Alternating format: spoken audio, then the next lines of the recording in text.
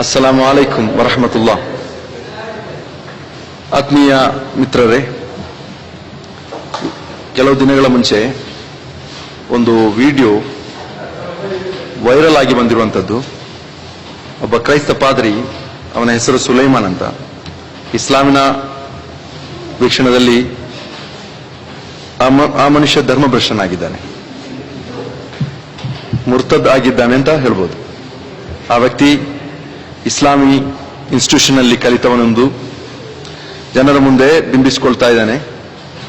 ಆ ವ್ಯಕ್ತಿ ಪ್ರಾರಂಭದಲ್ಲಿ ಜನರೊಂದಿಗೆ ಅಭಿಸಂಬೋಧನೆ ಮಾಡುವುದು ದೇವರ ಸಮಾಧಾನ ಅಂತ. ಈ ದೇವರ ಸಮಾಧಾನ ನಿಮ್ಮ ಮೇಲೆ ಇರಲಿ ಎಂಬ ಪ್ರಯೋಗ ಅದು ಇಸ್ಲಾಮಿನಿಂದ ನಕಲಿ ಮಾಡುವಂಥದ್ದು. ಅಸ್ಸಲಾಮು ಅಲೈಕುಂ ಅಂತ ನಾನು ನಿಮ್ಮ ಮುಂದೆ ಹೇಳುವಂತಹ ಆ ಮಾತು ಅದರ ಅರ್ಥವಾಗಿರ್ತದೆ ಅಲ್ಲಾಹನ ಶಾಂತಿ ಸಮಾಧಾನ ನಿಮ್ಮ ಮೇಲೆ ಇರಲಿ ಅಂತ. ಅದನ್ನು ಕಾಪಿ ಮಾಡಿಕೊಂಡು ಕ್ರೈಸ್ತರಿಗಿಲ್ಲದಂತಹ, ಅವರಿಗೆ ಅನುಭವ, ಅವರ ಜೀವನದಲ್ಲಿಲ್ಲದಂತಹ ಒಂದು ಮಾತು ಅವರ ಬಾಯಿಯಿಂದ ಬರ್ತಾ ಇದೆ. ಸರ್ವಶಕ್ತರಾದ ದೇವರು ಅಂತ ಪ್ರಯೋಗ, ಅದು ನಿಜವಾಗಿಯೂ ಅಲ್ಲಾಹ್ ಕವಿ, ಅಲ್ಲಾಹನು ಸರ್ವಶಕ್ತನು ಎಂಬ ಪ್ರಯೋಗದಿಂದ ಅದು ಕೂಡ ನಕಲಿ ಮಾಡುವಂಥದ್ದು. ಇನ್ನು ನಮ್ಮ ವಿಷಯ ಏನಂದ್ರೆ, ಆ ವ್ಯಕ್ತಿ ಒಂದೆರಡು ಜಾಗದಲ್ಲಿ ಕುರಾನ್ನ ದುರ್ವ್ಯಾಖ್ಯಾನ ಮಾಡ್ತಾ ಇದ್ದಾನೆ. ಆ ವಿಷಯ ಮಾತ್ರ ನನಗೆ ನಿಮ್ಮ ಮುಂದೆ ಇಡುವಂಥದ್ದು. ಒಂದು, ಕುರಾನಿನ ಅಧ್ಯಾಯ 5ನೇ ಸೂಕ್ತದಲ್ಲಿ ಅಹಲ್ ಕಿತಾಬ್ ಅಂದ್ರೆ ಗ್ರಂಥದವರ ಹೆಣ್ಮಕ್ಕಳನ್ನು ಮದುವೆ ಆಗಲಿಕ್ಕೆ ಅಲ್ಲಾಹ್ ಕೊಟ್ಟ ಅನುಮತಿಯನ್ನು ಒಂದು ರೀತಿಯ ಕುಹಕದಿಂದ ಗೇಲಿ ಮಾಡುವ ರೀತಿಯಲ್ಲಿ ಆ ವ್ಯಕ್ತಿ ಆ ವಿಡಿಯೋದಲ್ಲಿ ಬಿತ್ತರಿಸ್ತಿದ್ದಾನೆ.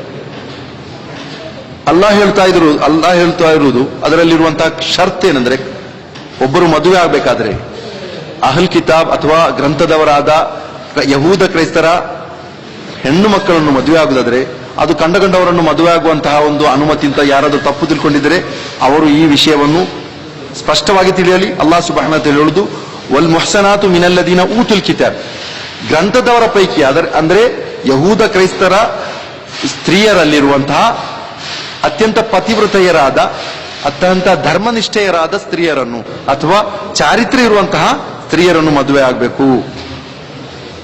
ಅದು ಮಾತ್ರ ಅಲ್ಲ, ಈ ಮದುವೆ ಆಗುವವರು ಯಾವುದೇ ರೀತಿಯ ಲವ್ ಎಫರ್ ರೂಪದಲ್ಲಿ ಹೋಗಬಾರ್ದು. ಆ ಕುರಾನ್ನ ಎಲ್ಲಾ ವಿಷಯವನ್ನು ಅವನು ಪಾಲನೆ ಮಾಡಬೇಕಾದ್ರೆ ಇದು ಕೂಡ ಪಾಲನೆ ಮಾಡಬೇಕಾಗ್ತದೆ. ಅವನು ಏನ್ ಮಾಡಬೇಕು, ಅದು ಮಹರು ಕೊಟ್ಟಿರಬೇಕು. ಇದ ಆತೈತು ಮುಹ್ನ ಉಜೂರಹನ್ನ ಅಂತ ಅಲ್ಲಾಹ್ ಸುಬ್ಹಾನಹು ವ ತಆಲಾ ಅದೇ ವಾಕ್ಯದಲ್ಲಿ ಹೇಳ್ತಾನೆ. ಮಹರು ಕೊಟ್ಟಿರಬೇಕು.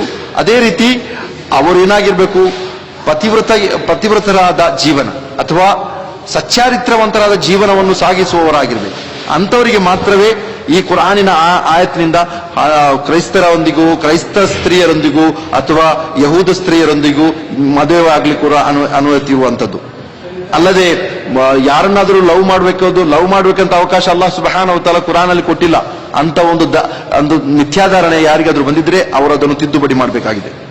ನಿಜವಾಗಿಯೂ ಅನ್ಯ ಸಮುದಾಯವರಾದ ಕ್ರೈಸ್ತ ಯಹೂದರ ಸ್ತ್ರೀಯರನ್ನು ಮದುವೆ ಆಗಲಿಕ್ಕೆ ಇಸ್ಲಾಂ ಪ್ರೋತ್ಸಾಹ ನೀಡುವುದಿಲ್ಲ, ಅದು ಏನಂದ್ರೆ ಅನುಮತಿ ನೀಡುತ್ತಾ ಇದೆ. ಅನುಮತಿಗೂ ಪ್ರೋತ್ಸಾಹಕ್ಕೂ ವ್ಯತ್ಯಾಸ ಇದೆ.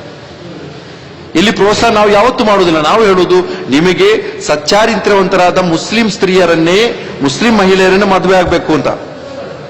ಒಬ್ಬ ಬುದ್ಧಿವಂತ ಮುಸ್ಲಿಂ ಏನ್ ಮಾಡ್ತಾನೆ ಅಂದ್ರೆ, ಅವನು ನಿಜವಾಗಿಯೂ ಚಿಂತನೆ ಮಾಡುವುದು ಅವನ ಭವಿಷ್ಯದಲ್ಲಿ ಹಲವಾರು ರೀತಿಯ ತೊಂದರೆಗಳು, ಉಪಟಳಗಳು ಅವನ ಜೀವನದಲ್ಲಿ, ಅವನ ವೈವಾಹಿಕ ಜೀವನದಲ್ಲಿ ತೊಂದರೆ ಪಡಲಿಕ್ಕೆ ಸಾಧ್ಯತೆ ಉಂಟು.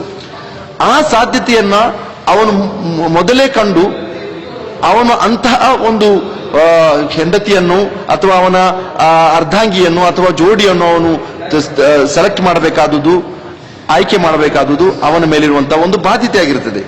ನಾವು ಹೇಳುವುದು, ಈ ವ್ಯಕ್ತಿ ಯಾವ ರೀತಿ ನೀವು ಅವರನ್ನು ಮದುವೆ ಆಗಬೇಡಿ ಅಂತ ಹೇಳುವಾಗಲೂ ನಾವು ಹೇಳುವುದೇ.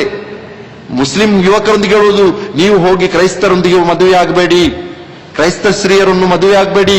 ಮುಸ್ಲಿಂ ಹುಡುಗಿಯರಿದ್ದಾರೆ, ಮುಸ್ಲಿಂ ಹುಡುಗಿಯರಾದ ಒಳ್ಳೆಯವರಾದವರನ್ನು ಮದುವೆಯಾಗಿ ಅಂತ ಹೇಳಬೇಕಾಗಿರುವುದು ನಮಗೆ. ಅದೇ ನೀವೇನು ಕೆಲಸ ಮಾಡೋದು ಅದೇ ನಾವು ಕೆಲಸ ಮಾಡ್ತೇವೆ. ಆದರೆ ನೀವು ಅದು ಹೇಳುವ ಬರದಲ್ಲಿ ಕುರ್ಆನ್ ಅನ್ನು ನೀವು ತಪ್ಪು ಧಾರಣೆಗೊಳಪಡಿಸಬೇಡಿ. ಅಲ್ಲಾಹ್ ಎಲ್ಲರ ವಿಷಯದಲ್ಲಿ ಹೇಳುವಂಥದ್ದು, ಯಾರು ಕುರ್ಆನ್ ಅನ್ನು ನೋಡಿಕೊಂಡು ಸತ್ಯ ಮಾರ್ಗಕ್ಕೆ ಬರ್ತಾರೆ ಅಂತ ಹೇಳುವುದಿಲ್ಲ ಅಲ್ಲಾಹ್ ಸುಬ್ಹಾನಹು ವ ತಆಲಾ. ಅದು ಅಲ್ಲಾಹ್ ಸುಬ್ಹಾನಹು ವ ತಆಲಾ ವಿಶ್ವಾಸಿಗಳಿಗೆ ಕಾರುಣ್ಯ ಅಂತ ಹೇಳ್ತಾನೆ.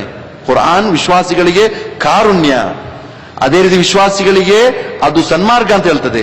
ಆದ್ರೆ ಕೊನೆಯಲ್ಲಿ ಅಲ್ಲಾಹ್ ಕುರ್ಆನ್ ಹೇಳೋದು ವಲಾ ಯಜೀದುಲ್ಲಾಲಿಮಿನ ಇಲ್ಲಾ ಖಸಾರ, ಅಕ್ರಮಿಗಳಿಗೆ ಅನ್ಯಾಯ ಮಾಡುವವರಿಗೆ ಈ ಕುರ್ಆನ್ ಏನ್ ಮಾಡ್ತದೆ, ನಷ್ಟವನ್ನು ಮಾತ್ರವೇ ಹೆಚ್ಚಿಸುತ್ತದೆ ಅಂತ. ಈ ಅಕ್ರಮಿ ಕುರ್ಆನ್ನ ವಾಕ್ಯಗಳನ್ನು ಹೇಳಿ ಅದು ಜನರನ್ನು ದಾರಿ ತಪ್ಪಿಸುವುದಾದರೆ ಅವನ ವಿಷಯದಲ್ಲಿ ಹೇಳುವಂಥದ್ದು ಅವನ ಅಕ್ರಮ ಆಗಿರುತ್ತಾನೆ ಎಂಬುದನ್ನು.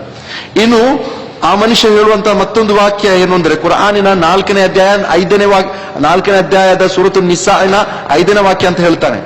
ನಿಜವಾಗಿ ಅದು 5ನೇ ವಾಕ್ಯ ಅಲ್ಲ, ಅದು 3ನೇ ವಾಕ್ಯ. ಅದರಲ್ಲಿ ಅಲ್ಲಾಹ್ ಸುಬ್ಹಾನಹು ವ ತಆಲಾ ಹೇಳುವುದು ಫೈನ್ ತ್ವಾಬಲಕುಂ, ಇನ್ನು ನಿಮಗೆ ಇಷ್ಟವಾಗುವಂತಹ, ಅದನ್ನು ಆ ಮನುಷ್ಯ ಓದುವುದು ಫೈನ್ ತ್ವಾಬಲಕಿ, ನಿನಗೆ ಇಷ್ಟವಾಗುವಂತಹ, ಅದು ಓದುವುದು ಕೂಡ ತಪ್ಪು. ಈ ಮನುಷ್ಯ ಅಲ್ಲಿ ಅರ್ಧಂಬರ್ಧ ಓದಿ ಇಸ್ಲಾಮನ್ನು ನಿಜವಾಗಿ ಅರ್ಥ ಮಾಡಿಕೊಳ್ಳದೆ ಅದರಿಂದ ಹೊರ ಬಂದಿದ್ದಾನೆ ಇಸ್ಲಾಮಿನಿಂದ. ಆ ವ್ಯಕ್ತಿಗೆ ಹೇಳುವಂಥದ್ದು, ನಿಜವಾಗಿ ಬುದ್ಧಿವಂತನಾಗಿದ್ರೆ ಕ್ರೈಸ್ತ ಧರ್ಮವನ್ನು ಯಾರಿಂದಲೂ ಒಪ್ಪಿಕೊಳ್ಳಲಿಕ್ಕೆ ಸಾಧ್ಯವಿಲ್ಲ. ಯಾಕಂದ್ರೆ ಬುದ್ಧಿಹೀನರು ಮಾತ್ರವೇ ಕ್ರೈಸ್ತ ಧರ್ಮಕ್ಕೆ ಹೋಗ್ತಾರೆ. ಯಾಕಂದ್ರೆ ಅಲ್ಲಿ ಇರುವಂತಹ ಬೈಬಲ್ನಲ್ಲಿರುವಂತಹದ್ದು ಹಲವಾರು ಗೋಜಲಾಗಿರುವಂಥದ್ದು, ಅವರಲ್ಲೇ ಇರುವಂತಹ ಕನ್ಫ್ಯೂಷನ್ ಇಷ್ಟರವರೆಗೆ ಮುಗಿಯುವಂಥದ್ದು. ಅವರಲ್ಲಿರುವಂತಹ ವೈವಾಹಿಕ ಜೀವನ ಅದು ಕೂಡ ಕನ್ಫ್ಯೂಷನ್, ಅವರಲ್ಲಿರುವಂತಹ ಏನೇ ಬರುವಂತಹ ಪ್ರಾಬ್ಲಮ್ಗಳು ಕೂಡ ಅದನ್ನು ಸಾಲ್ಯೂಷನ್ ಮಾಡಲಿಕ್ಕೆ ಬೈಬಲ್ನಲ್ಲಿ ಯಾವುದೇ ರೀತಿಯ ಒಂದು ಮಾರ್ಗದರ್ಶನವಿಲ್ಲ. ಇನ್ನು ಅದರಲ್ಲಿ ಅವನಿಗೆ ಮಾರ್ಗದರ್ಶನ ನೋಡುವುದಾದರೆ, ಒಂದು ಅವನಿಗೆ ನಿಜವಾಗಿಯೂ ಅವನಿಗೆ ಬುದ್ಧಿಭ್ರಮಣೆಯಾಗಿದೆ, ಇಲ್ಲವೇ ಒಳ್ಳೆಯ ದೊಡ್ಡ ಆಫರ್ ಅವನಿಗೆ ಸಿಕ್ಕಿದೆ ಅಂತ ತಿಳ್ಕೊಳ್ಬಹುದು. ಒಬ್ಬ ಮದುವೆ ಆಗಬೇಕಾದ್ರೆ, ಒಬ್ಬ ಹುಡುಗಿಯನ್ನು ಮದುವೆ ಆಗಾದ್ರೆ ಅವನಿಗೆ ಒಲಿಬೇಕು. ಒಬ್ಬ ಕ್ರೈಸ್ತ ಹುಡುಗಿಯನ್ನು ಮದುವೆ ಆಗಾದ್ರೆ ಒಲಿ ಆಗ್ಬೇಕಾದದ್ದು ಯಾರು? ಆ ಕ್ರೈಸ್ತ ಹುಡುಗಿಯ ತಂದೆ. ಆ ತಂದೆಗೆ ಯಾವತ್ತೂ ಕೂಡ ಈ ವಿಷಯದಲ್ಲಿ ಅಲ್ಲಾಹ್ ಅನುಮತಿ ಕೊಡುವುದೇ ಇಲ್ಲ. ಕಾರಣ ಅಲ್ಲಾಹ್ ಕುರ್ಆನಲ್ಲಿ ಹೇಳುವುದು ವಲನ್ ಯಜಅಲಲ್ಲಾಹು ಲಿಲ್ ಕಾಫಿರೀನ ಅಲಲ್ ಮುಅ್ಮಿನೀನ ಸಬೀಲ, ಅವಿಶ್ವಾಸಿಗಳಿಗೆ ವಿಶ್ವಾಸಿಗಳ ಮೇಲೆ ಯಾವುದೇ ರೀತಿಯ ಹೊಣೆಗಾರಿಕೆಯನ್ನು ಅಲ್ಲಾಹ್ ಕೊಟ್ಟಿಲ್ಲ ಅಂತ. ಆಗ ಈ ಹುಡುಗಿಯ ಒಲಿ ಆಗ್ಬೇಕಾದವರು ಯಾರು ಅಂದ್ರೆ ರಕ್ಷಕ ಇರಬೇಕು. ರಕ್ಷಕನಿಲ್ಲದೆ ಮದುವೆ ಆಗುವುದಾದ್ರೆ ಅದು ವ್ಯಭಿಚಾರ ಅಂತ ಹೇಳ್ತದೆ. ಅಲ್ಲಾಹ್ ಸುಬ್ಹಾನಹು ವ ತಆಲಾ ಹೇಳ್ತಾನೆ ಮತ್ತೊಂದು ವಿಷಯದಲ್ಲಿ, ಆ ವ್ಯಕ್ತಿ ಹೇಳುವಂತ ಮಾತು, ಹೆಂಡತಿಯರಿಗೆ ಹೊಡೆಯಲಿಕ್ಕೆ ಕುರ್ಆನ್ ಹೇಳ್ತದೆ ಅಂತ. ನಿಜವಾಗಿಯೂ ಅದು ಹಿನ್ನೆಲೆಯಿಂದ ತೆಗೆದು ಆ ಸಂದರ್ಭದಲ್ಲಿ ಉಪಯೋಗ ಮಾಡುವಂತಹ ಒಂದು ಕುತಂತ್ರ ಮಾತ್ರ ಅಂತ ಹೇಳ್ಬೋದು. ಕುರ್ಆನಿನ 4ನೇ ಅಧ್ಯಾಯ 34ನೇ ಸೂಕ್ತಿಯಲ್ಲಿ ಹೇಳುವುದು ಅರ್ರಿಜಾಲು ಕವ್ವಾಮುನ ಅಲನ್ ನಿಸಾ. ಅಲ್ಲಾಹ್ ಸುಬ್ಹಾನಹು ವ ತಆಲಾ ಯಾರನ್ನು, ಪುರುಷರನ್ನು ಸ್ತ್ರೀಯರ ಮೇಲೆ ಹೊಣೆಗಾರಿಕೆ ಇರುವವರನ್ನಾಗಿಯೂ ಅಥವಾ ಅವರ ಉಸ್ತುವಾರಿ ಇರುವವರನ್ನಾಗಿಯೂ ಮಾಡಿದ್ದಾನೆಂತ. ಅಲ್ಲಾಹ್ ಸುಬ್ಹಾನಹು ವ ತಆಲಾ ಪ್ರಕೃತಿ ದತ್ತವಾಗಿಯೂ ಪುರುಷರಿಗೆ ಸ್ವಲ್ಪ ಅವರಿಗಿರುವಂತಹ ಕೆಲವೊಂದು ಸಾಮರ್ಥ್ಯಗಳನ್ನು ಕೊಟ್ಟಿದ್ದಾನೆ ಸ್ತ್ರೀಯರ ಮೇಲೆ. ಆ ವಿಷಯವಾಗಿ ಹೇಳಬೇಕಾದ್ರೆ ಅಲ್ಲಾಹ್ ಸುಬ್ಹಾನಹು ವ ತಆಲಾ ಬಾಕಿ ಹೇಳುವಂತದ್ದು, ಅದರ ಮಿಕ್ಕಿ ಇರುವಂತಹ ವಿಷಯ ಏನಂದ್ರೆ ಫಸ್ಸಾಲಿಹಾತ್ ಕಾನಿತಾತ್, ಒಳ್ಳೆಯವರಾದ ಸಭ್ಯ ಸ್ತ್ರೀಯರು, ಅದೇ ರೀತಿ ಕಾನಿತಾತ್ ನಿಷ್ಠೆಯುಳ್ಳರುವಂತ ಸ್ತ್ರೀಯರು. ಅದು ವಿಶ್ವಾಸಿಗಳಿಗೆ ಅಲ್ಲಾಹ್ ಕೊಟ್ಟಂತ ಒಂದು ಗಿಫ್ಟ್, ಕೊಡುಗೆ. ಅದು ಸಿಗದವರು ಅದರ ಬಗ್ಗೆ ಅಸೂಯೆ ಪಡುವುದು ಸಾಮಾನ್ಯ. ಅದು ಸಿಗದವರು ಅದರ ಬಗ್ಗೆ ಅಸೂಯೆ ಪಡ್ತಾರೆ. ಅಂತ ಒಂದು ಅಸೂಯೆ ಪಟ್ಟು ಏನು ಪ್ರಯೋಜನ ಇಲ್ಲ ಈ ವ್ಯಕ್ತಿಗಳಿಗೂ ಇಂಥವರಿಗೆ ಹೇಳುವಂಥದ್ದು. ಅಲ್ಲಾಹ್ ಸುಬ್ಹಾನಹು ವ ತಆಲಾ ಇನ್ನು ಯಾರಾದರೂ ಹುಡುಗಿಯರೊಂದಿಗೆ, ಸ್ತ್ರೀಯರ ಮುಖಾಂತರ ಯಾರಿಗಾದರೂ ಒಂದು ರೀತಿಯ ಅವರ ಅವಿಧೇಯತೆ ಅನುಭವ ಆದರೆ ತೆಗೆದು ಹೊಡೆಯಲಿಕ್ಕೆಲ್ಲ ಹೇಳುದು, ಫಅಲೂಹುನ್ನ ಅಂತ ಹೇಳುದು. ಫಅಲೂಹುನ್ನ, ಮೊದಲಿಗೆ ಅವರಿಗೆ ಉಪದೇಶ ಮಾಡಿರಿ ಅಂತ. ಉಪದೇಶದಲ್ಲಿ ಎಷ್ಟು ಹೆಚ್ಚಿನ ಸ್ತ್ರೀಯರು ಸರಿಯಾಗ್ತಾರೆ. ಅದೇ ರೀತಿ ಆ ಉಪದೇಶದಲ್ಲೂ ಬಗ್ಗದವರಿಗೆ ಅವರಿಗೆ ಅವರ ಹಾಸಿಗೆಯಿಂದ ಬೇರ್ಪಡಿಸಿ ಅಂತ. ಈ ಹಾಸಿಗೆಯಿಂದ ಬೇರ್ಪಡಿಸುವುದಂದ್ರೆ ಅದು ಪತಿಪತ್ನಿಯರ ಅಥವಾ ದಾಂಪತ್ಯ ಜೀವನದ ಬಗ್ಗೆ ಚೆನ್ನಾಗಿ ಗೊತ್ತಿರುವವರಿಗೆ ಗೊತ್ತು. ಒಬ್ಬ ಪತಿ ತನ್ನ ಪತ್ನಿಯನ್ನು ತನ್ನ ಹಾಸಿಗೆಯಿಂದ ದೂರ ಮಾಡಿದರೆ ಅದು ಬೇಗ ಅವಳಿಗೆ ಅದು ಪ್ರಭಾವ ಬೀರ್ತದೆ. ಅವಳು ಅದಕ್ಕೆ ತನ್ನ ಪತಿಯ ವಿಧೇಯಳಾಗಲಿಕ್ಕೆ ತಯಾರಾಗ್ತಾಳೆ. ಇನ್ನು ಅದರಲ್ಲೂ ತಯಾರಾಗದೆ ಹಠ ಹಿಡಿದು ನಿಂತವಳಾಗಿದ್ದರೆ ಅವಳಿಗೆ ಹೊಡೆಯಲಿಕ್ಕೆ ಅಲ್ಲಾಹ್ ಕುರ್ಆನ್ ಹೇಳ್ತಾನೆ, ಅವಳಿಗೆ ಹೊಡಿಬೇಕು ಅಂತ. ಅಲ್ಲಾಹ್ ಹೊಡಿಬೇಕು ಅಂತ ಹೇಳಿ ಬಿಟ್ಟಿಲ್ಲ. ಯಾಕಂದ್ರೆ ಇದರ ವಿವರಣೆಯಾಗಿರುವಂತಹ ಪ್ರವಾದಿ ಮುಹಮ್ಮದ್ ಸಲ್ಲಲ್ಲಾಹು ಅಲೈಹಿ ವಸಲ್ಲಂ ನಾಲಿಗೆಯಿಂದ ಅದನ್ನು ಹೇಳಿಸಿದ್ದಾನೆ. ಏನು ಅಂತ, ಹಜ್ಜತುಲ್ ವದಾ ವಿದಾಯ ಭಾಷಣದಲ್ಲಿ 1,00,000 ಸಹಾಬಾಗಳನ್ನು, ಅನುಯಾಯಿಗಳನ್ನು ಅವರನ್ನು ಮುಂದಿರಿಸಿಕೊಂಡು ಅವರನ್ನು ಸಾಕ್ಷಿಯಾಗಿಸಿ ಪ್ರವಾದಿ ಸಲ್ಲಲ್ಲಾಹು ಅಲೈಹಿ ವಸಲ್ಲಂ ಹೇಳಿದ್ದಾರೆ, ವತ್ತಕುಲ್ಲಾಹ ಫಿನ್ನಿಸಾ, ಮಹಿಳೆಯರ ವಿಷಯದಲ್ಲಿ ಅಲ್ಲಾಹನನ್ನು ನೀವು ಭಯಪಡಿರಿ. ಫೈನ್ನಹುನ್ನ ಇಂದಕುಂ ಅವಾನ್, ಅವರು ಅಲ್ಲಾಹನು ನಿಮ್ಮ ಕೈಯಲ್ಲಿ ಕೊಟ್ಟಂತಹ ಒಂದು ನಂಬಿಕೆಯ ವಸ್ತುವಾಗಿದ್ದಾರೆ ಅವರು. ಅವರ ಬಗ್ಗೆ ಅಲ್ಲಾಹ್ ನಿಮ್ಮನ್ನು ಕೇಳ್ತಾನೆ. ಅವರಿಗೆ ನೀವು ಹೊಡೆಯಬಾರದು, ಅವರಿಗೆ ನೀವು ಕೊಡಬೇಕಾದೆಲ್ಲವನ್ನು ಕೊಡಬೇಕು. ಹೊಡೆಯಬೇಕಾದ್ರೂ ಗೈರ ಮುಬರ್ರಿ ಅಂತ ಹೇಳಿದ್ರು. ಗೈರ ಮುಬರ್ರಿ ಅಂದ್ರೆ ಗಾಯವಾಗದಂತೆ. ಅದನ್ನು ವಿಶದೀಕರಿಸುವಂತಹ ಪ್ರವಾದಿಗಳ ಅನುಚರರು ಹೇಳ್ತಾರೆ, ಅದು ಯಾವುದೇ ರೀತಿಯ ಕಲೆ, ಯಾವುದೇ ರೀತಿಯ ಗುರುತು ಆ ಹೊಡೆತದಿಂದ ಬೀಳಬಾರದು ಅಂತ.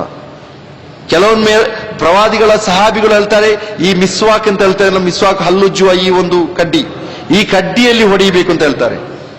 ಈ ಕಡ್ಡಿಯಲ್ಲಿ ಹೊಡೆದ್ರೆ ಎಷ್ಟು ಗಾಯ ಆಗ್ಬಹುದು, ಎಷ್ಟು ನೋವಾಗಬಾರ್ದು. ಇದು ಸಾಂಕೇತಿಕವಾಗಿ ಅಲ್ಲಾಹನ ಕಡೆಯಿಂದ ಒಂದು ರೀತಿಯಾದಂತ ಈ ರೀತಿಯ ಹೊಡೆತ ಅವರ ಮನಸ್ಸಿಗೆ ನಾಟುವುದು ಹೊರತು ಅದು ಅವರ ಶರೀರಕ್ಕಲ್ಲ.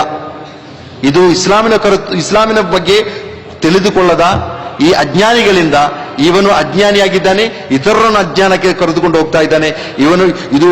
ಯಾಕೆಂದ್ರೆ ಕೆಲವು ಮುಸ್ಲಿಮರು ಮಾಡುವಂತಹ ಈ ದುಷ್ಕಾರ್ಯವನ್ನ ಅದು ಇಸ್ಲಾಮಿನ ಮೇಲೆ ನೀವು ಯಾವತ್ತೂ ಹೇರಬಾರದು. ಈ ವ್ಯಕ್ತಿ, ಈ ವಿಡಿಯೋದಲ್ಲಿರುವಂತಹ ವ್ಯಕ್ತಿ ಇಸ್ಲಾಮಿನ ಬಗ್ಗೆ ಅಪಾರ್ಥ ಮಾಡಿಕೊಂಡು ಹೋದ ರೀತಿಯಲ್ಲೇ ಇಸ್ಲಾಮಿನ ಹೆಸರಲ್ಲಿರುವ ಕೆಲವು ಯುವಕರು ಕೂಡ ಹೀಗೆ ತಪ್ಪು ದಾರಿ ಹೋಗಿದ್ದಾರೆ, ಅವರು ದಾರಿ ತಪ್ಪಿದ್ದಾರೆ. ಅವರನ್ನು ಸರಿದಾರಿಯುವ ಕೆಲಸ ನಾವು ಮಾಡ್ತಾ ಇದ್ದೇವೆ. ನೀವು ನಿಮ್ಮ ಜನರನ್ನ ಸರಿ ಮಾಡಲಿಕ್ಕೆ ಯಾವುದೇ ಧರ್ಮವನ್ನು ಅವಹೇಳನ ಮಾಡುವಂತ ಆ ಧರ್ಮವನ್ನು ತಪ್ಪಾಗಿ ಅರ್ಥೈಸಿಕೊಳ್ಳುವಂತ ಜನರಿಗೆ ತಿಳಿಯಪಡಿಸುವಂತ ಕೆಲಸ ನೀವು ಮಾಡಿದ್ರೆ ಅದು ನಿಮಗೆ ಯಾವುದೇ ಪ್ರಯೋಜನವಾಗದು. ನೀವು ಯಾರು ಅಂತ ಜನರ ಮುಂದೆ ಗೊತ್ತಾಗಿ ಬಿಡುತ್ತದೆ ಹೊರತು ಅದರಿಂದ ಯಾವುದೇ ಪ್ರಯೋಜನ ನಿಮಗೆ ಆಗುವುದಿಲ್ಲ ಅಂತ. ಮತ್ತೊಂದು ವಿಷಯ, 3 ಸಲ ತಲಾಕ್ ಅಂತ ಹೇಳ್ತಾರಂತ. ಅಂತ ಒಂದು ತಲಾಕ್ ಇಸ್ಲಾಮಿಗೆ ಪರಿಚಯವಿಲ್ಲ. ತಲಾಕ್ ಅಂತ 3 ಸಲ ಅಲ್ಲ, 1000 ಬಾರಿ ಹೇಳಿದ್ರು ತಲಾಕ್ ಒಂದೇ ಆಗುವುದಂತ ಇಸ್ಲಾಮಿನ ನಿಲುವು, ಇಸ್ಲಾಮಿನ ಕುರ್ಆನ್ ಹಾಗೂ ಪ್ರವಾದಿಯವರ ಚರ್ಯೆಯಿಂದ ಬರುವಂತದ್ದು. ಅದು ತಲಾಕ್ ಮರ್ರತಾನಿ, 2 ಸಲ ತಲಾಕ್ ಅಂತ ಕುರ್ಆನ್ ಹೇಳ್ತದೆ, 2 ಸಲ ಅಂತ. ಅದರ ವಿಷಯದ ವಿವರವಾಗಿ ಹೇಳುವಂತ ಒಂದು ಅವಕಾಶ ನಮಗಿರುವುದಿಲ್ಲ. ಆದ್ರೂ ನಾವು ಹೇಳುವಂತದ್ದು ತಲಾಕ್ ಅಂತ ಒಂದೇ ಬಾರಿಗೆ 3 ಸಲ ಹೇಳಲಿಕ್ಕೆ ಆಗುವುದಿಲ್ಲ. ಅದು ಇಸ್ಲಾಮಿನ ಬಗ್ಗೆ ತಪ್ಪು ತಿಳ್ಕೊಂಡಂತಹ ಅನ್ಯ ಸಮುದಾಯದವರು ಮತ್ತು ಮುಸ್ಲಿಮರು ಕೂಡ ಹೆಸರಿನಲ್ಲಿರುವ ಮುಸ್ಲಿಮರು ಕೂಡ ಅಂತ ತಪ್ಪು ತಿಳ್ಕೊಂಡಿದ್ದಾರೆ.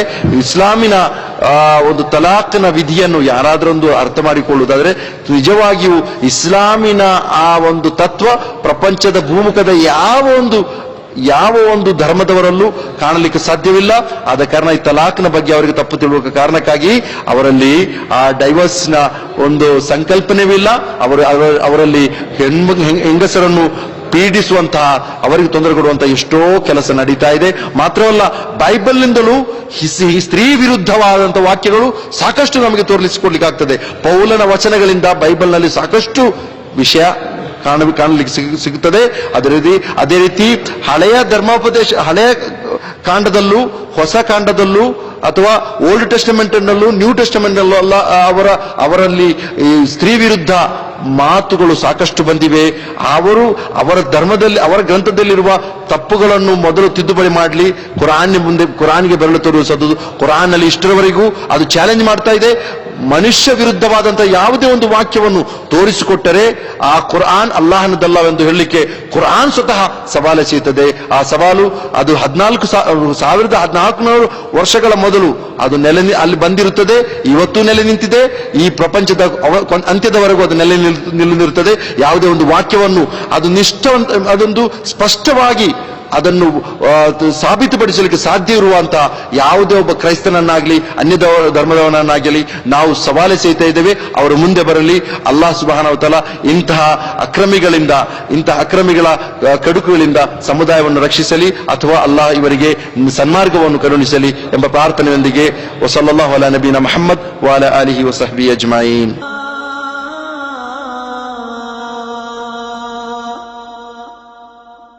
حي على